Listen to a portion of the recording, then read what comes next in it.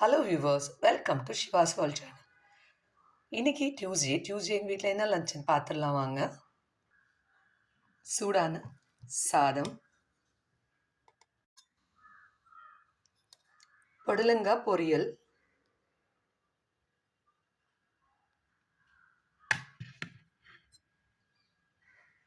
Cabbage பொரியல், இது pink cabbage, கத்திரிக்காய் அவரைக்காய் சாம்பார்,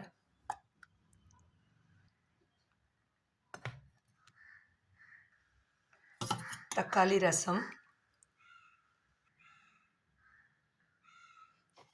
வீட்டிலே ஊற்றின தயிர், கெட்டி தயிர்.